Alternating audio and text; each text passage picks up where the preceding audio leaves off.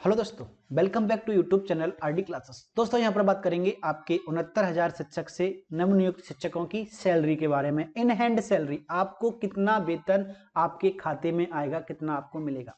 यहाँ पर बहुत सारे कंफ्यूजन है, आप देखेंगे अलग अलग वीडियो में अलग अलग टाइप के आपको जो वेतन है, सैलरी है वो निकल के आएगी, क्योंकि उन्होंने वहां पे डीए अलग लगाया है।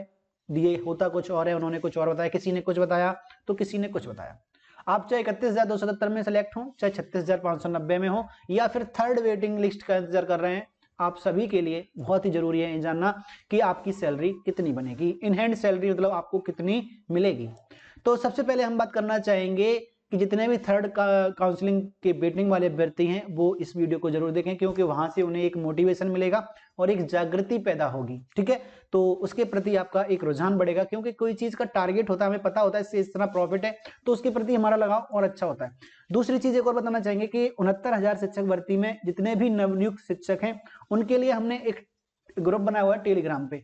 उसमें क्या है कि डबल प्रॉफिट है।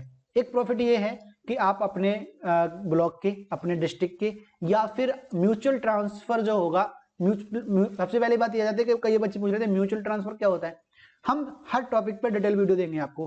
कुछ बच्चों का कमेंट अभी भी आ रहा था मानव संपदा क्या है, उसकी भी हम जस्ट आगे अब वीडियो जल्दी ही देने वाले हैं। ठीक है, तो पूरी शिक्षक भर्ती से रिलेटेड आगे जो आप शिक्षा विभाग में जाएंगे तो शिक्षा विभाग की सारी न्यूज आपको मिलेगी। ठीक है, तो सबसे पहले आपको क्या करना है, जो टेलीग्राम ग्रुप है वहां पे 1,000 के करीब अभ्यर्थी जुड़े हुए हैं, मतलब शिक्षक जुड़े हुए हैं, और उन शिक्षकों के साथ आपको भी जुड़ना है।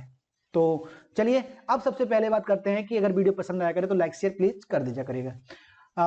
सैलरी की बात करते हैं, जैसा कि आप बैकग्राउंड में देख रहे होंगे।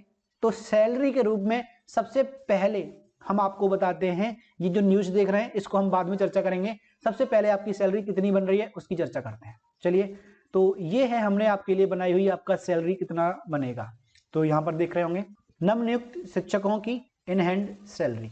तो वो चाहे हमने दिखाया था ना 31,270 का हो, 36,590 का हो, या अदर मतलब third counselling, fourth counselling, etc. चलिए सबसे पहले बात करते हैं हम वेतन मैट्रिक्स। वेतन मैट्रिक्स जैसा कि आप स्क्रीन में देख रहे हैं, वेतन मैट्रिक्स जारी की जाती है दो लोगों के द्वारा, एक तो सेंट्रल गवर्नमेंट के द्वारा, दूसरी स्टेट गवर्नमेंट के द्वारा।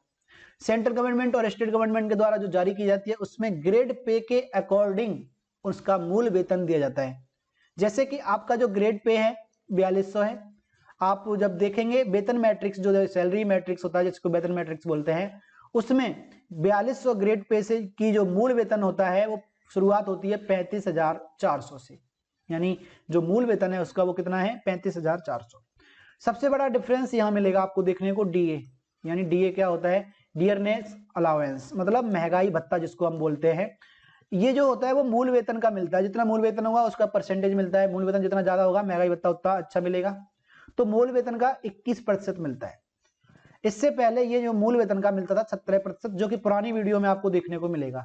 जितनी भी पुरानी वीडियो पड़ी हुई है उन पर लोगों ने 17% बताया हुआ है।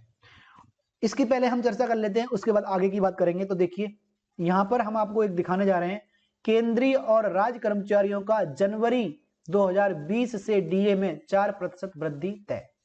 इसमें देखो लिखा हुआ था 1 जनवरी 2020 से महंगाई भत्ता डीए में 4% बढ़ोतरी तय हो गई है। इससे केंद्र सरकार के 1 करोड़ कर्मचारियों एवं पेंशनरों के अलावा उत्तर प्रदेश समेत अन्य राज्यों के कर्मचारियों को लाभ होगा। महंगाई भत्ता 17% से बढ़ा करके 21% हो जाएगा।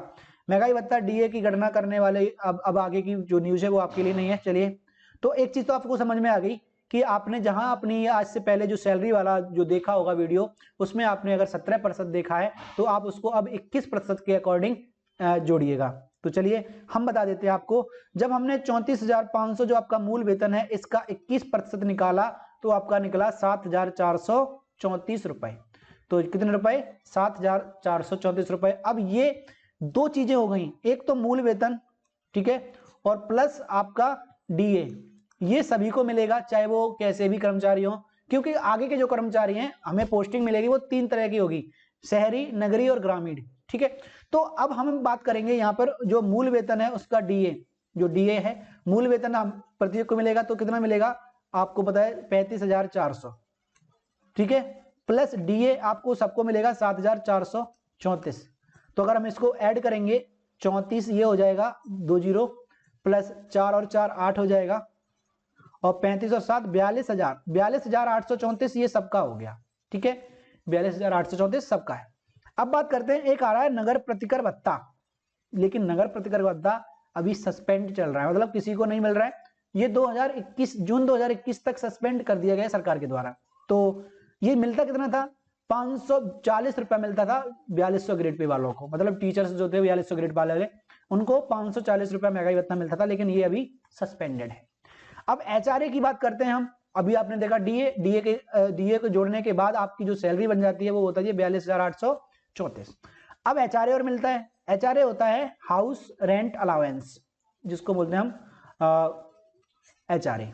चलिए, ये एचआरए 3 तरीके का दिया जाता है। पहला, एक तो आपका होगा ए वर्ग, बी वर्ग और सी वर्ग, आवास भी बोलते हैं हिंदी में। ए वर्ग के शहर जो आते हैं, ए वर्ग में महंगाई भत्ता 3 तरह का है, ए वर्ग, बी वर्ग और सी वर्ग का अलग लिए।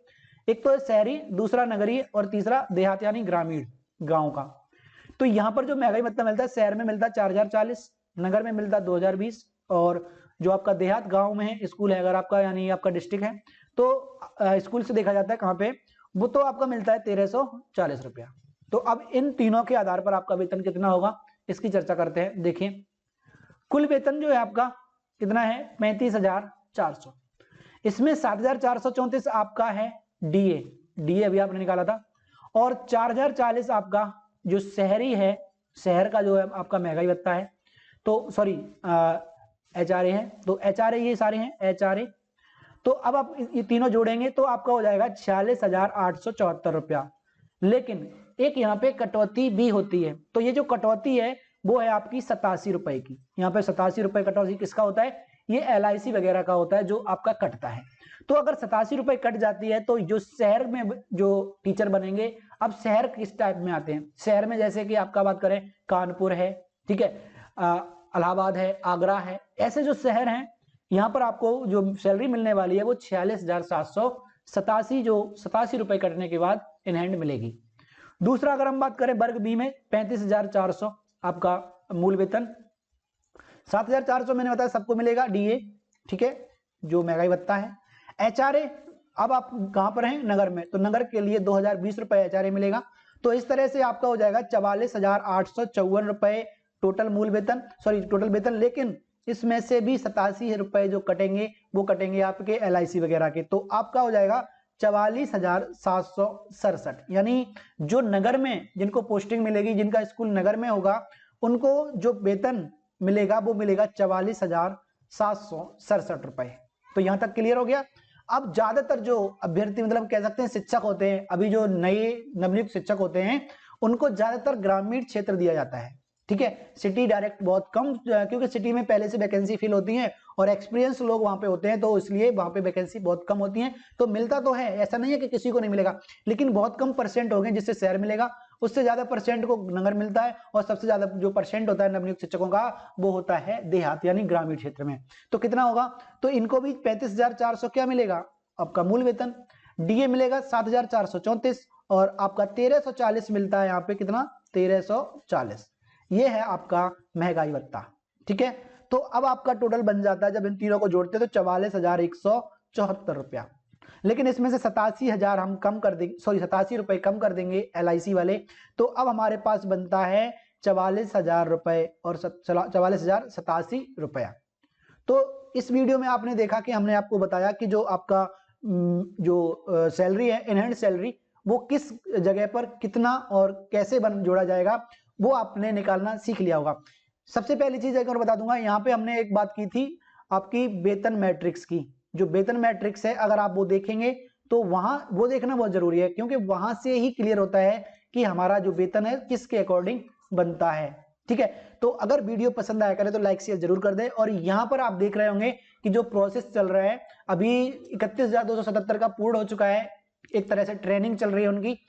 36,590 12 तारीख को आपका उम्मीद है 12 या 13 तक आपको विद्यालय का आवंटन हो जाएगा। और विद्यालय आवंटन के बाद, और जो बच्चे थर्ड काउंसलिंग के हैं, वो काफी बच्चे ये पूछ रहे थे कि सर जो सीट बची हुई है वो कब तक पता चलेगा, कितनी बची हुई है। तो आपको बता दूं, इससे पहले के वीडियो में मैंने अच्छे से आपको समझाया था कि ये चीजें हम कैसे निकालेंगे, दे सकते हैं। चलिए तो अब मिलते हैं आपके साथ नेक्स्ट वीडियो में नेक्स्ट अपडेट के साथ। Thank you.